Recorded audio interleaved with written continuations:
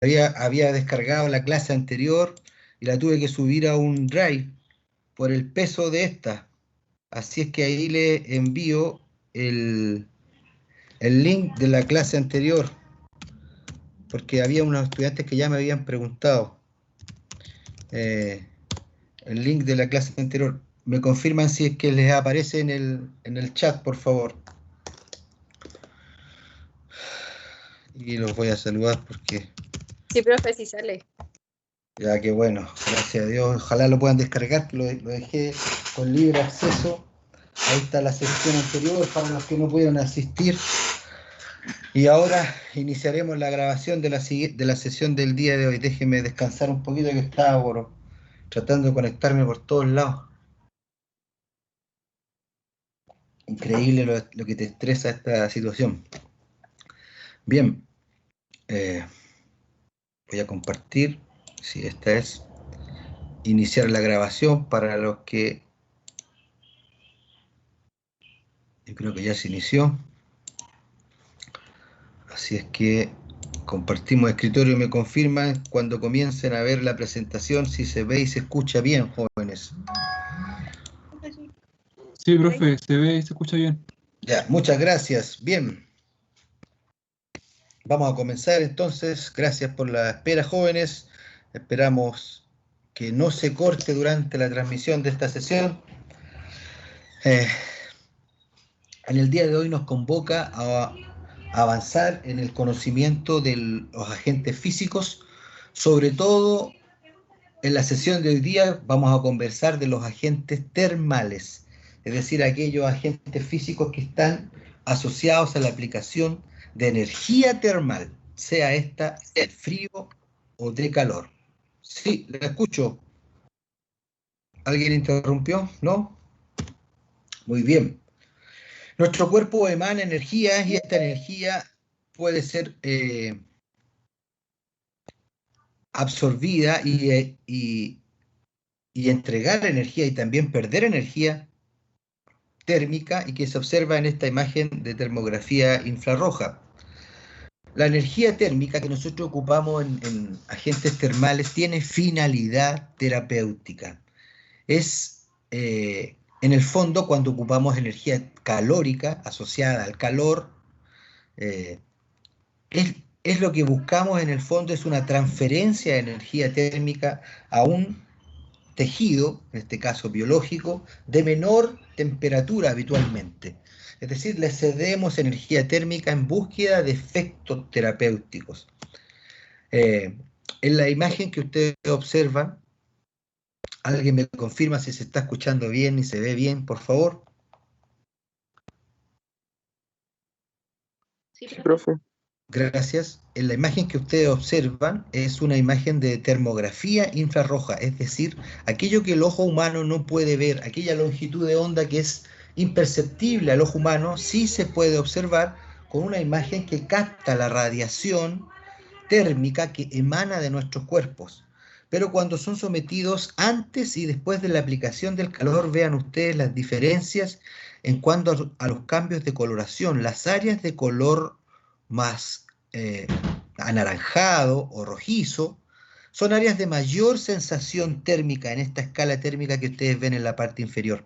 Es decir, dependiendo del tiempo de aplicación, aumentan el área de radiación de energía térmica. Esta área que fue absorbida la energía térmica se expresa con un aumento de la radiación de este calor absorbido que es dependiente del tiempo de aplicación. Antes, sin la aplicación de energía térmica, y después de una aplicación de energía térmica, fíjense los cambios en la pigmentación, que en el fondo este color más rojizo significa que hay un aumento de la captación de energía térmica en toda esa área. Pero la energía térmica no es temperatura por sí misma, o no es calor. El sinónimo de temperatura no es sinónimo de calor. ¿Qué significa eso? Que en agentes termales podemos tener agentes termales fríos y agentes termales asociados al calor. Pero ambos pueden modificar esta variable que es la variable temperatura, que es la forma de medir el grado de agitación molecular de lo que nosotros estemos midiendo, que puede ser una compresa, húmedo caliente, que puede ser a lo mejor una compresa fría. El grado de agitación molecular de las temperaturas de ese objeto es la temperatura, el grado de agitación molecular de las moléculas, valga la redundancia, de ese objeto es la temperatura. Por lo tanto, la unidad de medida no significa calor, ¿ya? Porque podemos tener en agentes termales con bajas temperaturas y también con altas temperaturas. En algunos textos ustedes pueden encontrar la unidad de temperatura en grados Fahrenheit, sobre todo si la literatura está en inglés. Pero la forma de convertir los grados Fahrenheit en grados Celsius es ocupando esta regla que está aquí abajo. Los grados Celsius es igual a 5/9 del grado Fahrenheit que aparezca en el texto menos 32. Al aplicar esta fórmula podríamos convertir lo que aparece en la literatura en Fahrenheit en grados Celsius. Entonces, teniendo claro que cuando aplicamos energía térmica a un paciente, lo que estamos entregando en el fondo es energía que va a generar una variación en la temperatura de ese tejido, ya sea cuando le entregamos esa energía térmica asociada al calor o cuando le restamos energía térmica cuando aplicamos energías frías. Y por lo tanto, en agentes termales tenemos distintos tipos de transferencia de esta energía termal. Y el primer tipo que vamos a conocer hoy día, el primer tipo de forma de transferir la energía termal a un paciente, a un segmento, a un tejido lesionado, podríamos denominarla por conducción. Es decir, podemos transferir energía por el simple contacto de un elemento de alta agitación molecular o de alta energía con un elemento de baja energía. El simple hecho de estar en contacto es un método denominado método por conducción. Y en terapia, jóvenes, nosotros utilizamos métodos por conducción, es decir, colocamos elementos con una alta tasa de energía térmica en contacto muchas veces con tejidos, con zonas de lesión, con segmentos corporales que se encuentran afectados o en disfunción, y tratamos de entregar la energía térmica por conducción, es decir, por contacto. Es necesario en el método por conducción el contacto, en donde el elemento de mayor temperatura comienza a perder temperatura y el elemento de más baja temperatura comienza a ganar temperatura hasta que ambos entran en el equilibrio en el tiempo. Por lo tanto, ¿cuándo se alcanza este equilibrio entre aquel que cede energía térmica y aquel que absorbe energía térmica, que podría ser el paciente? Depende de la variable tiempo, en el caso de la conducción. Y siempre el que tenga más energía va a ceder al que tenga menos energía. Vamos a dar algunos ejemplos de esto.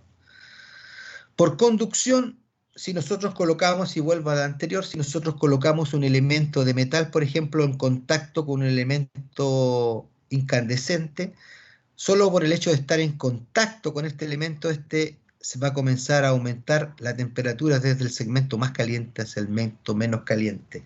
La entrega y un traspaso de energía. Si hablamos por conducción, podría ser el ejemplo en fisioterapia o en agentes físicos, una compresa húmedo-caliente. Es un método por conducción.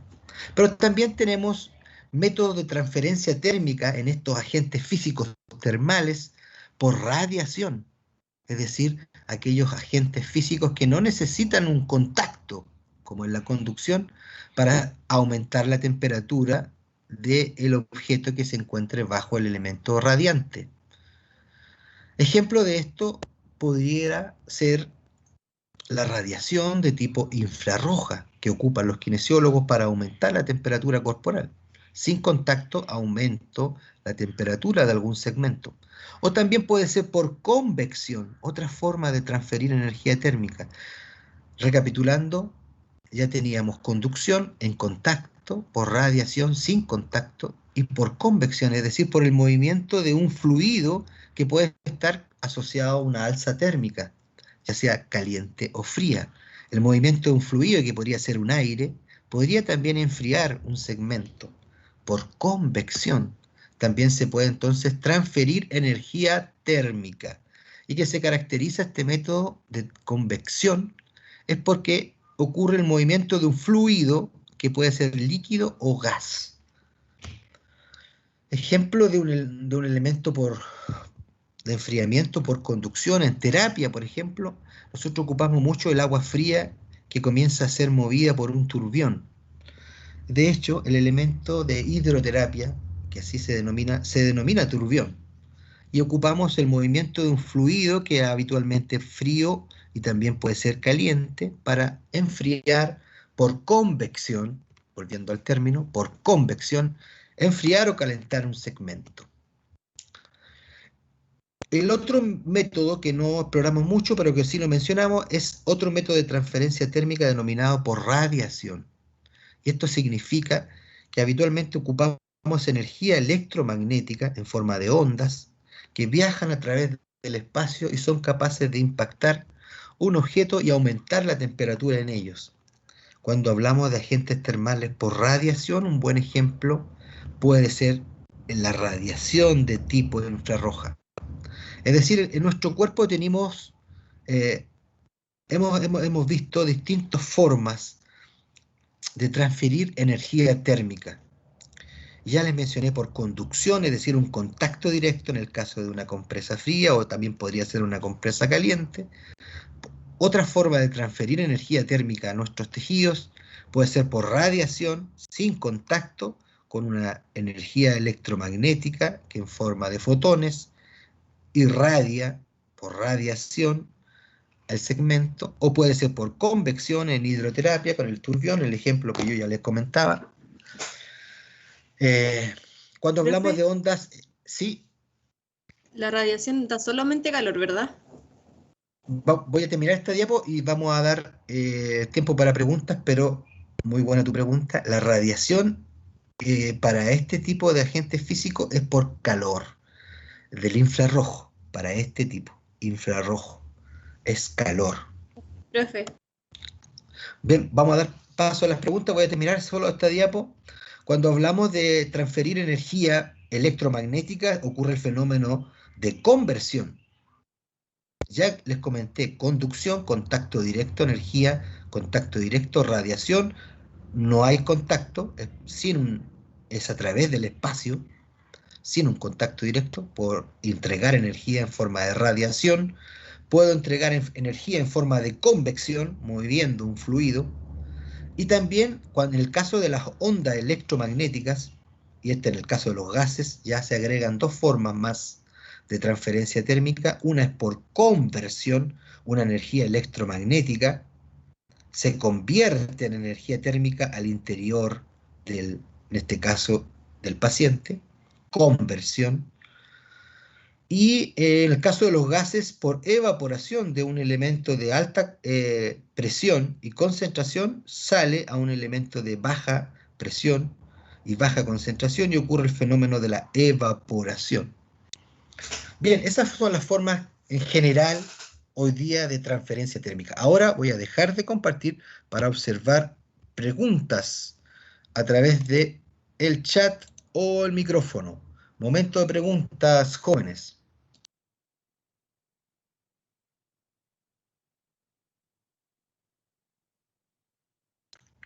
Principales formas de transferencia térmica. Pregunta. Respuestas por el chat. Voy a escribir la pregunta. profe, no hay acceso al chat. Oh, es una pena entonces, no les voy a poder hacer preguntas por el chat, pero pueden hacerlo por micrófono, jóvenes. ¿Cuáles serían entonces las principales formas de transferencia de energía térmica? Lo acabamos de ver. Por evaporación, Ya, para los gases, radiación, radiación, muy bien, de a uno. convección. Davita, muchas gracias. Ya. Otro estudiante, o estudiante, como quiera. Conducción. Hombre. Por conducción, ¿qué significa por conducción? Para que aterricemos esto teórico. Transferencia por contacto. Por contacto directo, perfecto. ¿Qué otro método más, jóvenes? Conversión. Por conversión, ese un poco más. ¿Quién lo dijo? Yo. Es que no alcanza. Ignacio dice. Juan Sepúlveda. Ya. Juan Sepúlveda. ¿Y qué es por conversión? Para que les quede claro a todos los que están acá escuchándolo ahora. Onda electromagnética. Ya, ondas electromagnéticas que se convierten dentro del tejido en energía térmica. Ya, eso hay que agregarlo. Oka. Profe, el proceso de conversión que se Ya, transforma en energía térmica, ¿igual es solo calor? es solo calor. Y es solo cuando hablamos de energía electromagnética. Ejemplo, inductotermia. Ejemplo, radiación también, infrarroja. O sea, ondas electromagnéticas.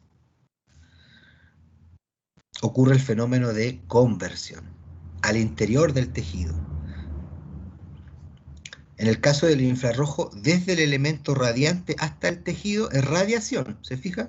Es una luz que no se ve, que le colocan un filtro rojo para que nosotros podamos ver, pero en el fondo el infrarrojo no es rojo. Y se los voy a demostrar más adelante. Bien, más preguntas, jóvenes. ¿Está todo claro hasta aquí? Por favor, me dan un like para poder continuar.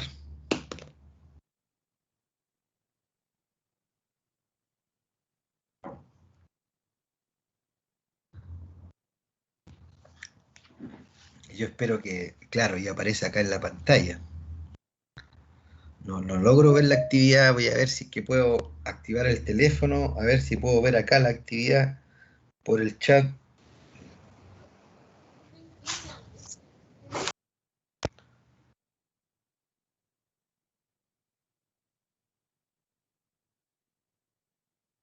Aquí le puse a agregar. Ahí a lo mejor me voy a poder ver la actividad de ustedes. Bien, voy a volver a continuar, jóvenes. Vuelvo a compartir desde escritorio. Ahí estábamos. Se ve y se escucha, ¿cierto? La primera agente termal que vamos a revisar hoy día es el que están viendo a continuación. Se ve y se escucha, ¿cierto?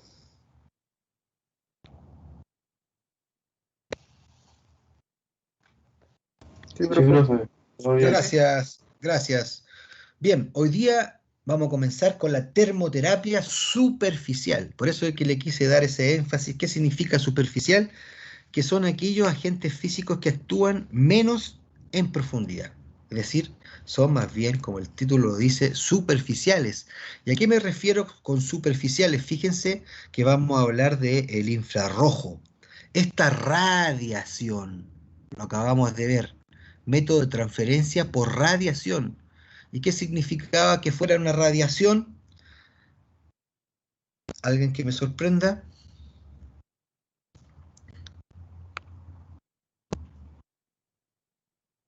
Que no hay contacto. Bien, que es una onda electromagnética. Bien, fíjense que es superficial porque actúa, este es un corte histológico a nivel de piel. Entonces tenemos epidermis en la parte más superficial, después dermis y después subdermis o hipodermis, como ustedes se fijan. Es decir, el grado de penetración de esta radiación electromagnética en nuestro tejido es bastante superficial y depende de la longitud de onda en nanómetros. Fíjense, la longitud de onda, esta distancia de cresta a cresta de esta onda electromagnética. De la longitud de onda, mientras más grande la longitud de onda, fíjense, mayor capacidad de penetración. Y de esta capacidad de penetración depende la clasificación también de esta radiación infrarroja, y que no es roja, como yo se los voy a demostrar más adelante, porque en esta imagen que ustedes están viendo, no sé si se logra ver aún,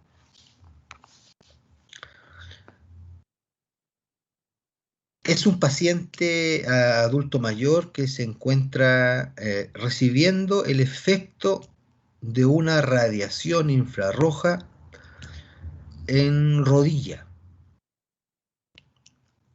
Es decir, ustedes observan que se ve claramente en la imagen algo como rojo, anaranjado, ¿cierto? Pero es la pantalla de la lámpara que está acá en el borde superior del recuadro, la parte superior arriba, se ve un borde, el borde de la lámpara, y que está impactando directamente la articulación de rodilla, y que para que el terapeuta pueda enfocar mejor se observa de color rojo. De eso es lo que vamos a hablar hoy día, de este tipo de radiación que no está en contacto con el paciente y que genera efectos termales superficiales. La más conocida de todas es la que ustedes están observando, que habitualmente ocupamos nosotros en rehabilitación. Y la radiación infrarroja entonces se clasifica de acuerdo a su longitud de onda y expresada en nanómetros. Y van entre los 780 nanómetros, 760 podrían decir algunos, hasta aquella longitud de onda hasta los 10.000 nanómetros. Es decir, tenemos infrarrojo de tipo A, B y C. El más cercano a la luz visible. ¿Y por qué hablan de cercano a la luz visible? Porque están debajo del espectro, o por sobre, diría, en cuanto a longitud de onda, por sobre el espectro de la luz visible. Por eso que el infrarrojo no es rojo, porque está debajo del rojo. El rojo está como en esta longitud de onda, entre los 600 y los 700, y este infrarrojo parte de los 780 más o menos, nanómetros en adelante. Esta radiación que no se ve al ojo humano es la que nosotros entregamos en forma de energía electromagnética buscando fines terapéuticos, como por ejemplo absorción de esta energía térmica para generar un efecto deseado, fisiológico. Y por lo tanto no se ve porque está por sobre el espectro de la luz visible. El que vimos en la imagen anterior es del tipo A, es el más cercano a la luz visible, pero que tiene menos efecto en cuanto a la profundidad. Si pudiéramos volver, es el que tiene menos efectos en profundidad, entre los 600 y los 800 nanómetros. Fíjense que es capaz de actuar a nivel de piel. Y mientras más aumentamos la longitud de onda, más capacidad de penetración tiene. Por supuesto, en la zona de la dermis hay red vascular que es influenciada fuertemente por este tipo de radiación energética. Bien, nosotros ocupamos habitualmente el de tipo A, que ahí está el ejemplo, y ocurre el fenómeno de radiación de la emisión desde el objeto radiante hasta el paciente, pero dentro del paciente ocurre el fenómeno de conversión, es decir, una conversión de energía electromagnética en energía térmica. Muy rápidamente, ¿qué es lo que buscamos cuando aplicamos efectos termales? En general, buscamos cambios hemodinámicos. ¿Qué queremos generar? Queremos generar en el territorio irradiado, en el caso del infrarrojo, una vasodilatación. Este cambio que se veía en la imagen termográfica, si recuerdan al comienzo, de color más anaranjado, más rojo. Ese cambio hemodinámico asociado a la vasodilatación está dado porque nuestro hipotálamo sensa el aumento de temperatura local y genera una respuesta tendiente a disminuir esa temperatura y a bajar esa temperatura local a través de mecanismos vasculares o hemodinámicos. El principal de todos, y que es muy útil desde el punto de vista terapéutico, es la vasodilatación. El calor genera dilatación. Y el vaso sanguíneo aumenta de volumen y aumenta, por lo tanto, también los efectos asociados al aumento de flujo sanguíneo. ¿Cómo se provoca este cambio a nivel vascular? Por reducción de la actividad simpático-refleja sobre el tono de los músculos lisos de los vasos sanguíneos. Hay una disminución en el control simpático. Y hay también una liberación de mediadores químicos vasodilatación o aumenta, o vasodilatadores como la histamina y las prostaglandinas, que generan relajación de estos músculos también, aumentando la permeabilidad y asociando este fenómeno a el aumento del flujo sanguíneo y vasodilatación. Todo este efecto térmico es sensado a su vez por receptores sensoriales ubicados a nivel de piel y que influyen sin duda en el efecto analgésico asociado al calor. El calor aplicado con fines neuromusculares, es decir, tratar de influir a través del calor sobre la relajación muscular, se explicaría por un aumento en la descarga del aparato tendinoso de Golgi por sobre el uso neuromuscular. Es decir, habría un estado de off, es decir, como que se apaga la liberación de potenciales de acción del uso muscular por el calor y aumenta la cantidad de potenciales de acción del aparato tendinoso de Golgi ubicado en tendones, cápsulas articulares también. Y esto genera una disminución del potencial de acción de las motoneuronas alfa a nivel del vientre muscular. Es decir, habría un efecto neuromuscular que haría que el músculo no se contraiga totalmente. Es más, tienda a la relajación. Eso asociado al efecto térmico desde un punto de vista neuromuscular sobre un músculo. Y el calor también se ve fuertemente asociado a efectos analgésicos porque el aumento de flujo generado por la vasodilatación aumenta la disponibilidad de oxígeno y nutrientes, disminuyendo la isquemia ocurrida en el foco de la lesión y provocando un verdadero efecto de barrido por aumento del flujo sanguíneo de todos aquellos nociceptores que activaban receptores dolorosos.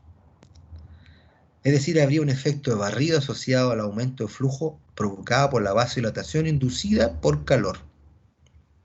Si a esto le sumamos además que a nivel de piel hay activación de termorreceptores asociados al calor que viajan vía sensorial, somatosensorial, que podrían de alguna manera también inhibir la descarga de la segunda neurona de proyección, inhibiendo entonces el dolor a nivel del asta posterior de la médula espinal.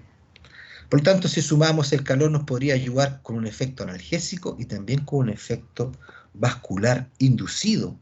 Y los terapeutas muchas veces buscamos provocar este efecto, aumentar el flujo sanguíneo.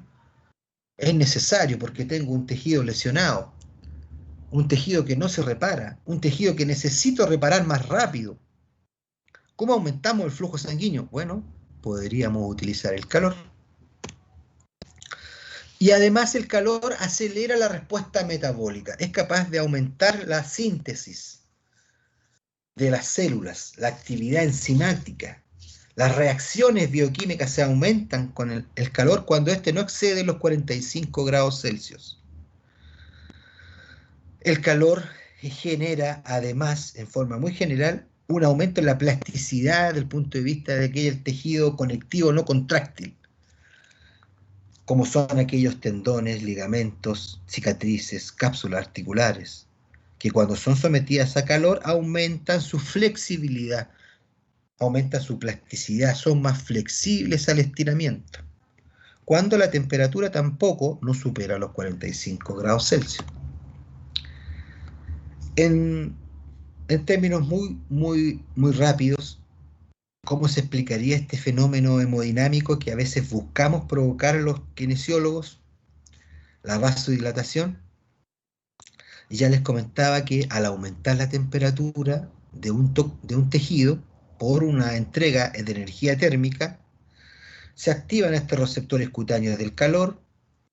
Estos inhiben la contracción de la musculatura lisa de los vasos sanguíneos, disminuye la actividad simpática adrenérgica de control que provocarían vasodilatación y aumentan la liberación provocando aminas vasoactivas, se denominan la prostaglandina y la histamina, y que serían potentes potenciadores del efecto vasodilatador.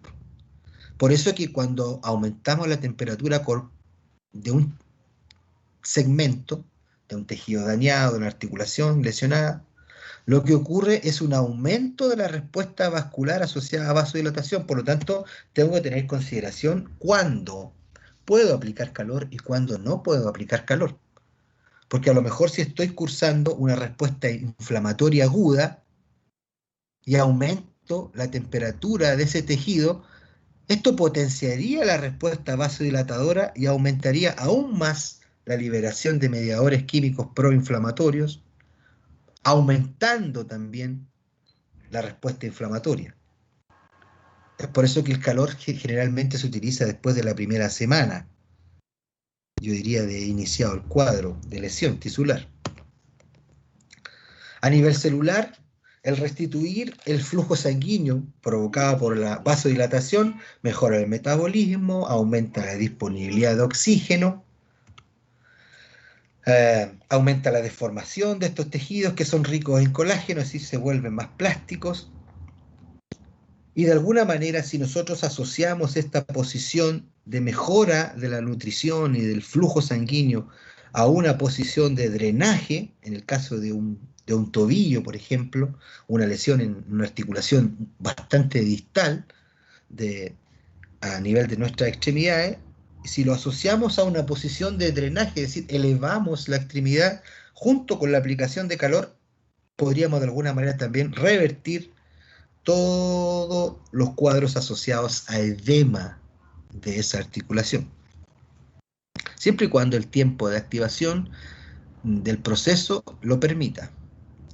En un resumen de la actividad del día de hoy, jóvenes, de una forma bastante general, el calor, cuando lo ocupamos con efectos térmicos en terapia, el uso del calor en general, aumenta el flujo sanguíneo local. Aumenta, sobre todo si elevamos el segmento, el drenaje linfático. Aumenta la permeabilidad capilar, es decir, puede provocar, por la vasodilatación inducida por calor, una mayor generación de edema. Eso hay que tenerlo claro, para poder decidir cuándo aplicar y cuándo no.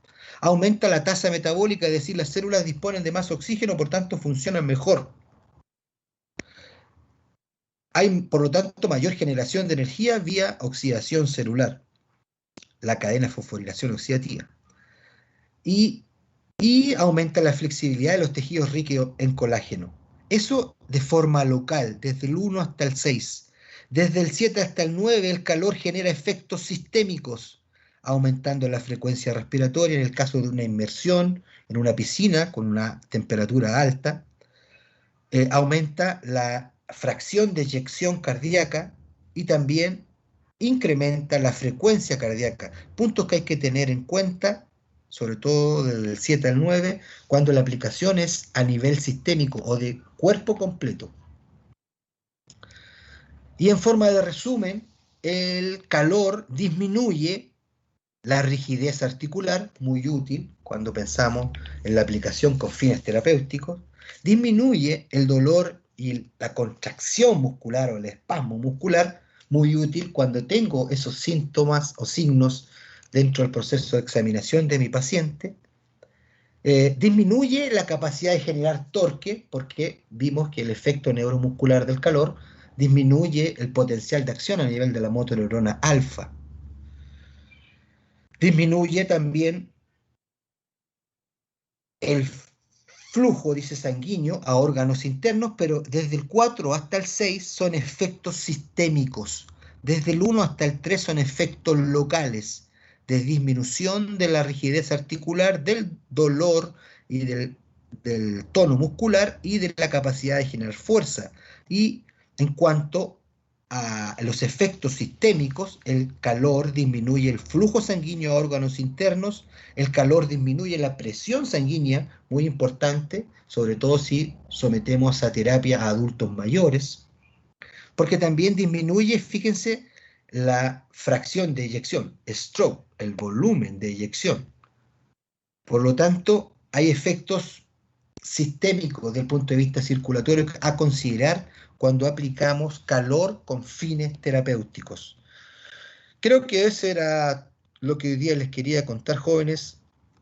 Voy a dejar de compartir para escuchar preguntas, dudas, interrogantes. Voy a dejar de grabar también. Y escucho preguntas, jóvenes, inquietudes, por micrófonos o por el chat. Profe, a mí me quedó una duda. ¿Sí? En el momento de que yo voy a tratar a un paciente que ha sido intervenido quirúrgicamente y este Buena ha perdido pregunta. la sensibilidad, se Perfecto. supone que yo puedo poner agente físico, porque igual al perder sensibilidad no va a sentir de manera correcta la percepción del calor o el frío. María Santana, ¿cierto? Sí, profe. Muy buena tu pregunta. Si usted recuerda, en la primera sesión, por eso le subí el link ahí en el chat, ojalá lo puedan descargar de la primera clase, hablamos que habían algunos requisitos para evaluar al paciente antes de la aplicación de agentes físicos, y uno de ellos era la evaluación de la sensibilidad, sobre todo a la sensación térmica, si es que siente frío o calor. De tener alterada la sensibilidad es precaución para el uso de agentes termales. Precaución porque, sobre todo para aquellos que son por contacto directo o por conducción, porque existe un alto riesgo, como el paciente no siente, de que usted genere una iatrogenia, que no queremos que eso ocurra. Pero sí podríamos de alguna manera intervenir con otro tipo de agentes, pero tenemos que irlos viendo de a poco. Recién estamos partiendo con los agentes termales, María Santana. Muy interesante tu pregunta. Hay que evaluar a los pacientes antes de la aplicación, la parte sensorial, y en el caso de los agentes termales, solo bajo supervisión, yo podría, en pacientes con pérdida de sensibilidad, tratar de estimular su recuperación con elementos radiantes, como por ejemplo radiación infrarroja, controlada por el terapeuta a una distancia y respetando algunas leyes que me gustaría también que pudiéramos revisar. Profe, ¿la distancia en que se aplica la radiación afecta la profundidad en que llega la sonda de la piel? Muy buena tu pregunta, Ignacio. Obviamente que afecta. La próxima sesión creo que vamos a hablar de infrarrojo como tal. Tengo unas diapositivas, porque estábamos hablando de infrarrojo. Y a ver cuántas me quedan, porque serían como 28, es mucho. Habrían 28 para la próxima sesión, en donde vamos a calcular y a responder la pregunta que me hace Ignacio en cuanto a qué distancia, porque tenemos que respetar algunas leyes para la aplicación de esta técnica de radiación, Ignacio, como por ejemplo la ley del cuadrado de la distancia, la ley del coseno de Lambert, que los vamos a revisar en la siguiente sesión. Por un tema de tiempo, pero vamos a partir con esas leyes, Ignacio. Más preguntas, jóvenes. Profe, una duda. Sí, Al momento de Germán. aplicar infrarrojo a alguna lesión X, cuando ya termina ese tiempo de aplicación de infrarrojo, al momento de retirarlo, ¿hay algún procedimiento para retirarlo? Porque no creo que sea llegar y retirarlo así bruscamente o de una forma muy rápida. Sí, no hemos terminado aún el capítulo de infrarrojo, ¿ya? Porque estamos ahí avanzando. Pero cuando termina la aplicación de esta radiación, primero tiene que cumplir con algunos requisitos que tenemos que ir revisando. O sea, respetamos, nuevamente insisto, las leyes para la aplicación de esto, en cuanto a la distancia, en cuanto al ángulo de aplicación, en cuanto a la preparación del paciente. Y la programación, en el caso del infrarrojo, es la variable tiempo. La variable tiempo es la variable de control del efecto de nuestra intervención. Y por lo tanto, depende de la evidencia que me permita construir la ventana terapéutica, va a ser el tiempo que yo voy a aplicar de este tipo de radiación. Yo les puedo contar que en forma clínica, habitualmente los tiempos están entre los 15 y los 30 minutos. Termina ese tiempo y termina la aplicación. Ahora, la pregunta es, como terapeuta, ¿puedo hacer algo mientras está en radiación mi paciente? Les dejo ahí esa pregunta, jóvenes, para que reflexionen. Más preguntas. Profe, yo tenía esa pregunta. Sí, Me la acaba Tabita. de- Ya, la pregunta que tengo es, ¿qué tan seguido uno puede aplicar este tipo de terapia en el paciente? Buena pregunta. Primero, este tipo de terapia no. ¿Sabes qué? Voy a volver a. Mira, nos quedan 28 diapos. ¿Están de acuerdo que avancemos ahora y terminamos el capítulo de infrarrojo? ¿O lo dejamos para la próxima sesión? Porque me están haciendo preguntas que están en la siguiente sesión, así que voy a tratar de seguir compartiendo, ¿les parece? ¿O no? No, respóndame para no. Porque en relación al tiempo ya vamos casi en una hora. Entonces, continuar otra hora más, yo creo que a lo mejor se complica, pero prefiero comenzar la siguiente sesión con las diapositivas para terminar en infrarrojo. Pero igual le voy a responder, Tabita, porque usted fue la pregunta del infrarrojo. ¿Cuánto tiempo? Esa fue su pregunta, ¿cierto?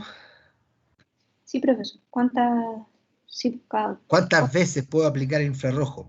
fíjate. Todo depende del objetivo que yo me establezca como terapeuta, porque pudiera ser que tenga un paciente, voy a hipotetizar, tenga un paciente con una secuela de la movilidad posterior a que estuvo inmovilizado con yeso durante 30 días, en codo, para que nos hagamos una idea. Y este paciente tiene una restricción a la extensión de codo de menos 90 grados, es decir, está en 90 grados de flexión de codo. Y yo necesito mejorar la extensión de codo. Y como la literatura me acaba de mencionar que aumenta la flexibilidad de los tejidos ricos en colágeno, sobre todo aquellos de la cápsula articular que se retraen producto de la inmovilización, pudiera yo pensar en aumentar la temperatura de estos tejidos para posteriormente elongar y flexibilizar en búsqueda de ganar rango articular. Por lo tanto, la pregunta, ¿cuántas veces puedo aplicar infrarrojo?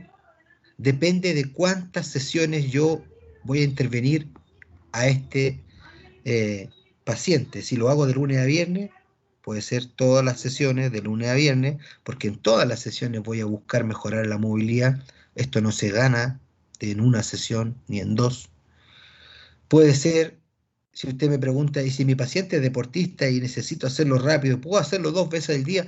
Perfectamente puedo hacerlo 2 veces al día, mañana y tarde.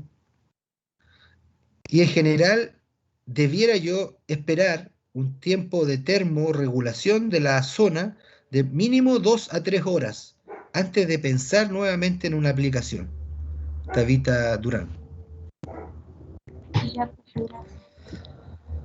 Bien, jóvenes, yo sé que partimos 10 minutos más tarde, pero me quedaron 28 diapos de infrarrojo. Vamos a partir la siguiente sesión con esa diapositiva y terminamos lo que es la parte de infrarrojo dentro de esta termoterapia superficial. Estamos iniciando el camino del conocimiento de agentes físicos, así que a no desesperarse. Sí, Yo digo que siga, ¿no? Si total la clase igual sería hasta la 1. No sé si otro compañero dice lo contrario. ya. Continuamos entonces. En vista y consideración. ¿Están todos de acuerdo, jóvenes? Póngale nomás, profe. Sí, póngalo nomás, profe. Ahí había. No, bro. Esperen. Voy a tener que dejar de compartir porque tengo que grabar nuevamente la segunda parte. Así que voy a grabar la segunda parte, ¿vale? No sé si podré descargar las dos, pero voy a intentarlo después. Iniciamos segunda grabación.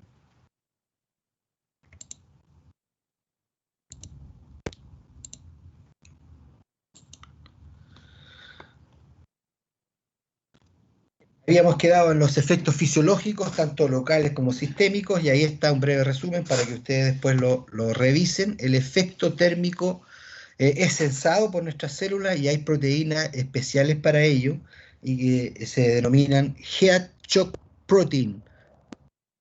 Una de ellas son aquellas que se activan cuando la temperatura excede los 45 grados Celsius. Estas proteínas están en nuestras membranas celulares y se activan y son capaces de traslocarse al núcleo y generar aumento de síntesis de una mayor proporción de las mismas proteínas cuando somos expuestos a elementos estresantes, como por ejemplo temperaturas muy altas. ¿Ya? No es el caso en el caso de los agentes físicos, pero sí saber que tenemos un sistema que responde frente a la aplicación de calor. Lo que nos convoca hoy día es el infrarrojo, jóvenes, y en eso estábamos en nuestro debate. Esta energía son energía electromagnética en forma de fotones de luz. Eso es lo que le entregamos a nuestros pacientes. Entregamos a través de radiación fotones de luz que se convierten por conversión en energía térmica al interior de los tejidos. Esta radiación infrarroja posee direccionalidad, es decir, siempre apunta en una dirección, pero este haz puede ser reflejado o sufrir lo que se denomina refracción.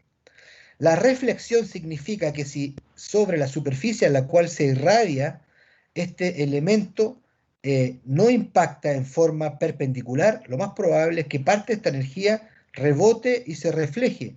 Un ejemplo de esto, de la reflexión, es lo que pasa con los bloqueadores solares. Aplicados en piel, generan un efecto de espejo, en donde la energía radiante del sol es reflejada y se pierde una gran proporción de este tipo de energía. También la energía del infrarrojo puede sufrir la refracción. Y la refracción significa que una vez que ingresa en nuestro tejido, este cambia de dirección. Es decir, ingresando en nuestro tejido, este haz energético sufre un cambio de dirección. Este cambio de dirección, una vez ingresado en nuestro tejido, porque en el aire, fíjense que siempre es unidireccional, pero al sufrir el impacto, en el caso de un vidrio, que ese es el ejemplo de esta imagen, hay un cambio en la dirección. Eso mismo ocurre cuando ingresa en nuestro tejido, hay un cambio en la dirección de esta energía, fenómeno denominado refracción. Y esta ley de energía radiante se somete a 4 leyes: la ley del cuadrado inverso de la distancia, la ley del coseno de Lambert, la ley de la absorción y de la intensidad de tiempo. Vamos a revisar la más importante, porque esto tiene que ver con la pregunta de a cuánta distancia debo colocar el elemento radiante que debería estar acá. Acá está la lámpara. Si yo aumento la distancia al doble, la potencia recibida disminuye también al doble de la distancia.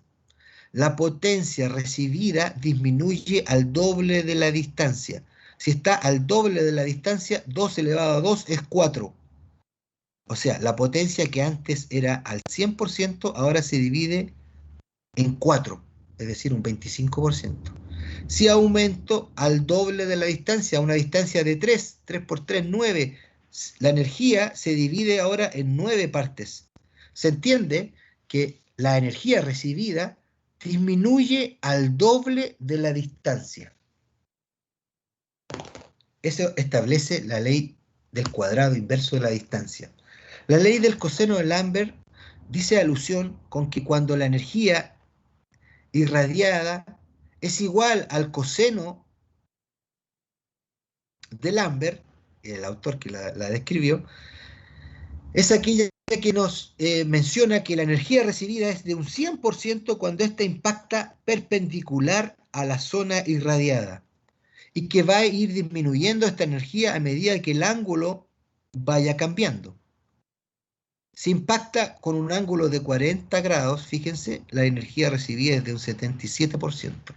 Por lo tanto, la ley del coseno de Lambert nos sirve a nosotros como terapeutas para tener conciencia de que si no irradiamos directamente el foco de la lesión, y por ABC motivo se nos angula la ampolleta la superficie, como en el caso de un hombro, es irregular y cambia la angulación del impacto del haz sobre la zona, la absorción no va a ser del 100%, sino que va a ir disminuyendo de acuerdo al ángulo de impactación de la energía electromagnética. Eso nos dice el coseno de Lambert. Y que todo se va a absorber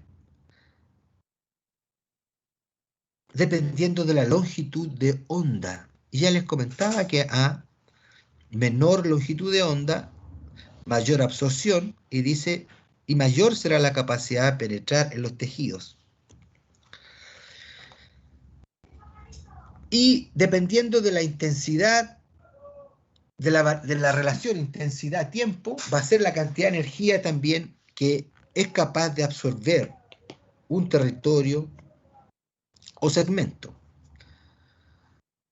Y hay que diferenciar que la potencia del elemento radiante no es la misma potencia que recibe el paciente, porque la potencia recibida por el paciente depende de los factores antes mencionados.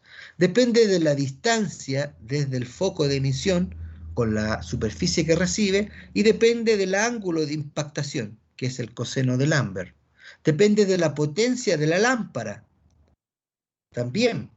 Y también depende del tiempo que yo mantenga encendida este tipo de radiación. Entonces, ¿qué cantidad de energía deseamos obtener? Y eso básicamente, si lo hablamos desde el punto de vista de la experiencia, la dosis en cuanto a la energía térmica, nosotros habitualmente hablamos de ventanas terapéuticas. En el caso de los agentes termales, sobre todo el infrarrojo, que es superficial, tiene que ver con la variable tiempo. Pero durante el tiempo que transcurre la aplicación de esta dosis, el paciente tiene que referirnos a nosotros que la sensación térmica es agradable, es confortable y en ningún caso es quemante. Porque la intensidad finalmente de cuánta energía logre soportar este paciente depende en estrecho sentido de esas leyes que vimos, depende de la cantidad de potencia que tenga la lámpara, pero también depende de la capacidad que tenga el individuo de absorber esta energía. Y la va a absorber dependiendo del tiempo que nosotros mantengamos activo el elemento radiante. En terapia habitualmente oscila entre los 15 y 30 minutos, pero eso depende de la literatura y de cómo vaya evolucionando la investigación en esa índole. Siempre el paciente va a percibir algo cuando le apliquemos energía térmica. Tener siempre presente que como la tasa de adultos mayores va en incremento, y lo más probable es que ustedes vean a muchos adultos mayores, los adultos mayores no sienten igual que los jóvenes, ni que los niños, ni que un adulto. Los adultos mayores pierden la capacidad sensorial a medida que envejecen, por lo tanto, ellos pueden estarse quemando y ustedes no van a recibir ningún reclamo, ninguna señal de alarma. Por lo tanto, hay que tener mucha consideración y supervisión, sobre todo cuando hablamos de adultos mayores. Genera efectos antiinflamatorios, ya les hablamos del efecto de barrido, analgésico, del aumento del flujo sanguíneo, la liberación de nutrientes, todo lo que nos permite a nosotros generar la aplicación de energía termal de tipo superficial, ejerce efecto a nivel muscular, relajando los músculos, facilitando, por ejemplo, una masoterapia, aumenta el flujo sanguíneo porque disminuye el tono de los vasos, de la musculatura lisa de los vasos sanguíneos, y por lo tanto hay una vasodilatación generalizada, y que puede también favorecer, por ejemplo, la absorción de algún elemento químico que yo quiera agregar para potenciar un efecto, por ejemplo, antiinflamatorio, por ejemplo, analgésico. Y ya les comenté que los efectos fisiológicos en forma general del calor, ahí hay un pequeño resumen. Todos los tipos de disfunciones asociadas a lesión de tejido de los modelos biomédicos están todas las que ustedes observan en pantalla. De acuerdo a nuestro modelo, todos los contextos funcionales críticos que ameriten un mejor flujo, una mejor oxigenación, una mejor nutrición de un tejido lesionado. Nos van a favorecer el uso de termoterapia superficial. Aquí esta imagen la puse porque hay dos errores importantes que no quiero que ustedes cometan. Y el primer error es que esta paciente se encuentra en una posición de cúbito prono y que está siendo sometida a una aplicación de radiación infrarroja.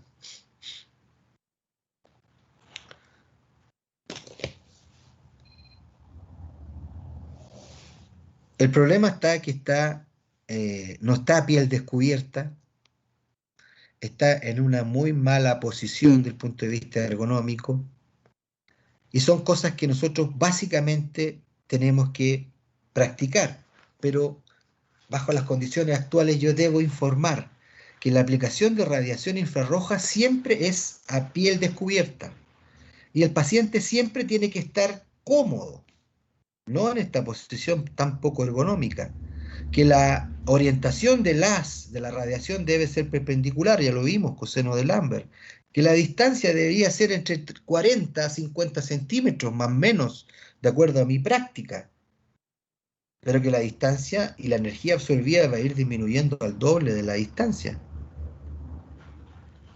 Tener en consideración la posición del paciente, el continuo relato en cuanto a la intensidad, cómo la percibe, si es agradable, es confortable, y en ningún caso quemante. Nunca lo vamos a aplicar esta radiación en inflamaciones agudas, pérdidas de sensibilidad, problemas de retorno venoso, en el caso de las varices dilatadas, fíjense, tendencia a una úlcera varicosa, no. Procesos infecciosos porque se puede diseminar por la vasodilatación inducida por calor, neoplasias y tampoco órganos que estén en constante división porque se pueden ver influenciados por este tipo de radiación. Siempre el buen profesional explica el procedimiento al paciente, lo posiciona en una posición cómoda y relajada, y si necesito favorecer la reabsorción de un edema, posiciono a mi paciente en una posición antiedema. Nunca olvidar descubrir, porque esta terapia es a piel descubierta. Nunca irradiar los ojos, retirar implantes metálicos y ninguna crema ni sustancia oleosa o líquida o muy similar al aceite sobre la piel, no, porque de lo contrario vamos a freír a nuestro paciente. Así que no lo vamos a hacer, lo retiramos. Revisamos en qué condición está el interruptor, el cable, no estará con algún problema el enchufe, todo eso tenemos que descartar para evitar, y al paciente insistir que nunca él debe aguantar el calor o la energía térmica que estamos aplicando, sino que siempre debe ser agradable, confortable, nunca quemante. Tomar el tiempo, estar constantemente preocupado del paciente, evaluando cómo siente el calor, cómo está la distancia. Puedo colocar mi mano sobre la zona y percibir la cantidad de energía entregada. Hay pacientes que no tienen buenas reacciones al calor, también descartar, si es que se ha quemado previamente, ver cómo está la conexión desde el punto de vista eléctrico, porque no en pocos casos ocurren que nosotros ocupamos estos elementos conectados y no tienen conexión a tierra. Por último, voy a mostrar algunos estudios en relación al uso de la terapia luminosa. Fíjense en esa longitud de onda, 633 nanómetros hasta 830, es decir, está en el espectro electromagnético de la radiación infrarroja sobre el rejuvenecimiento facial. Es decir, la tecnología ha evolucionado y ya no tenemos la lámpara, sino que tenemos diodos emisores de luz, luces LED, con las mismas longitudes de onda de la radiación infrarroja, pero fíjense con efectos a nivel de piel del punto de vista cosmético, muy, muy interesantes. Se ha evolucionado también hacia la construcción de elementos de inmovilización en conjunto con radiación térmica, y la tecnología nos ha llevado a ese tipo de dispositivos que utilizan radiación de tipo lejana, es decir, una longitud de onda mayor.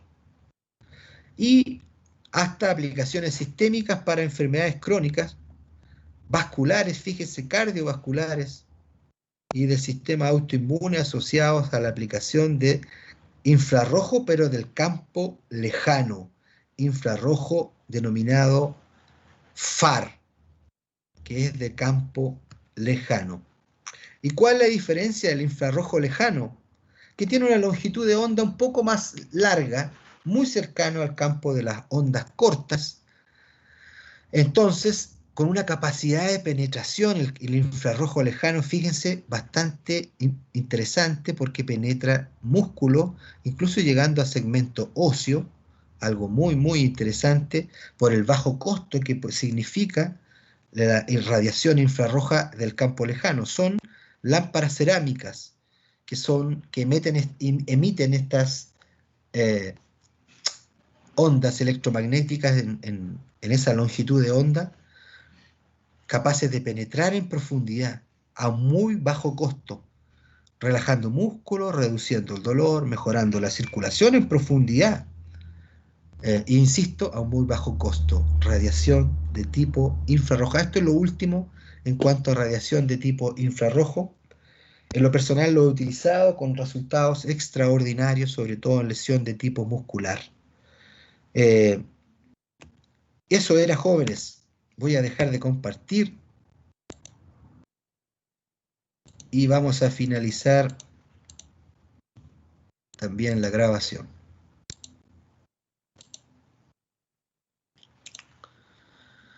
Bien.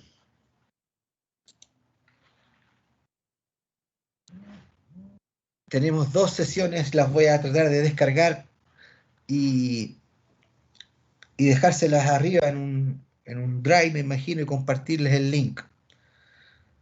Pregunta, jóvenes. Hasta aquí. No sé si les sirvió esta... Se están retirando algunos estudiantes. Bien, no, seguimos. Sí, pregunta. Una consulta. Al usar este tema del infrarrojo, ¿puedo usar otro agente físico antes o después? ¿O hay alguna contraindicación con esto? Muy, muy interesante tu pregunta, María Santana, porque esta es una pregunta para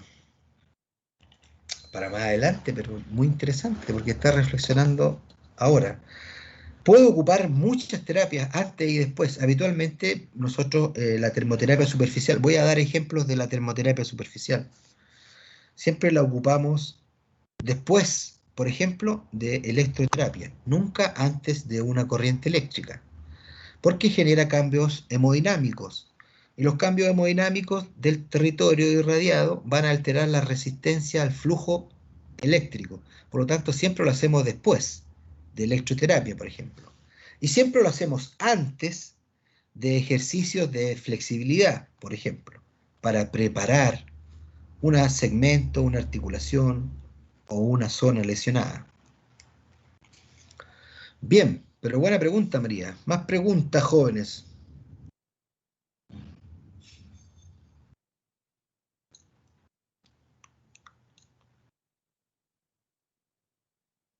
¿No hay más preguntas?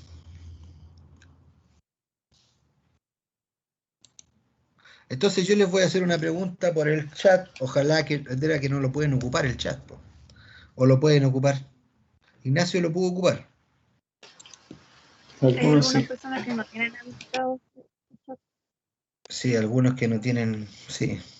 Yo quería pero lo está coordinando el coordinador. Por eso tuvimos este problema en la entrada hoy día, porque no me aparecía a mí en el Teams la clase, y aparecía una clase de neurorehabilitación, y me metí a esa clase.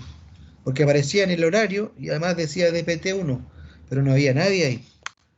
Así que ahí hay que ver ese tema, cómo lo coordinamos mejor. No sé si a alguien le parece que vea ese tema antes, para no tener este tipo de inconveniente, y me lo comunica. No sé quién me compartió el link. Hola, profesor. Sabe que yo soy la delegada y le había mandado una lista con los correos institucionales. Que creando una reunión con... Consuelo. Sí. ¿Ya? Si usted crea una reunión con los correos institucionales, ahí nosotros podemos tener acceso al Sí, chat. sí, eso quería yo, pero yo no tengo los correos de ustedes, entonces si me lo haces llegar tú, Consuelo, lo hacemos. Ojalá en un Excel, porque parece que ahora se hacen correos masivos e invitan a todos los estudiantes. El semestre pasado lo hacíamos uno por uno. Ya, profesor, yo le hago llegar la lista. Por favor, y así yo tengo el control yo y no dependo de otro profesor. ¿Les parece si iniciamos la siguiente sesión con preguntas? Porque ahora me imagino que voy a tratar de descargar estas clases, se demora, aquí la internet también no es muy buena en San Clemente, pero las bajo, les comparto el link. No sé, Consuelo, si puedes tú comunicarte directamente conmigo, me lo envías por correo y nos mantenemos en contacto por esa vía, ¿te parece? Sí, profesor, me parece. Vale, Oka, muchas gracias, Consuelo. Ya. Estaríamos, jóvenes, preguntas 5, 4, 3, 2, 1, los escucho.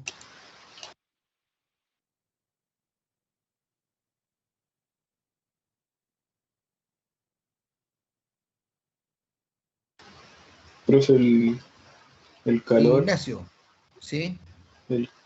El calor no debe usarse entonces como en la fase de inflamación. No. Buena pregunta. En una inflamación aguda, Ignacio, nunca. ¿Qué significa aguda? Que usted está de interno en un servicio y su guía le entrega a un paciente que fue recién sometido a una cirugía, está recién operado y se lo entrega a usted, y usted va y observa ese tobillo, estoy hipotetizando, pero usted observa ese tobillo y se da cuenta de que está recién intervenido, incluso lo retiraron hace poco los puntos, está edematoso, está inflamado, y usted toma la mala decisión de aplicarle calor. En la primera sesión, eso para mí es agudo, primera vez que veo a este paciente. Puede que haya transcurrido una semana, pero sigue siendo agudo, porque es primera vez que lo voy a intervenir, nunca nadie lo ha intervenido. No puedo en esas condiciones aplicar calor porque lo más probable que le induzca una vasodilatación que aumente el edema, que aumente el dolor y que nos lleve por un mal resultado. Pero sí yo podría disminuir una inflamación crónica, y que se entienda, crónica, no aguda, crónica, es decir, de 2 a 3 meses, con la aplicación de calor en una posición de drenaje. ¿Se entendió la diferencia, Ignacio? Sí, profe. Gracias, Ignacio. Si ustedes me hacen preguntas, yo creo que la materia no se hace tan aburrida. A mí no me interesa que se memoricen todo, me interesa que aprendan a resolver problemas. Yo les voy a pasar mucha teoría, pero la teoría no sirve de nada si yo no sé para qué quiero aprender esto. Porque en el fondo lo único que quiero es resolver problemas. Por eso me parecen interesantes esas preguntas que van con un poco de deme luz en ese sentido. Bien, más preguntas, jóvenes. Antes que nos retiremos, les pido disculpas nuevamente, espero que con Consuelo nos coordinemos bien para no tener ese tipo de problemas. Nuevamente a reiniciar las clases. Así es que, Consuelo, le espero su correo. Les agradezco a cada uno de ustedes haberse conectado hoy, haberme tenido paciencia por el tema de la conectividad. Espero revisen la primera clase. Les subí el link al chat, ojalá lo puedan tener todos. Consuelo, también te lo voy a tratar de enviar cuando me envíes tu correo, para que lo compartas a todos los estudiantes, vayan escuchando, vayan familiarizándose con algunos temas y le vayan saliendo también interrogantes que me las pueden hacer en las sesiones. La idea es que esto sea como conversación también y no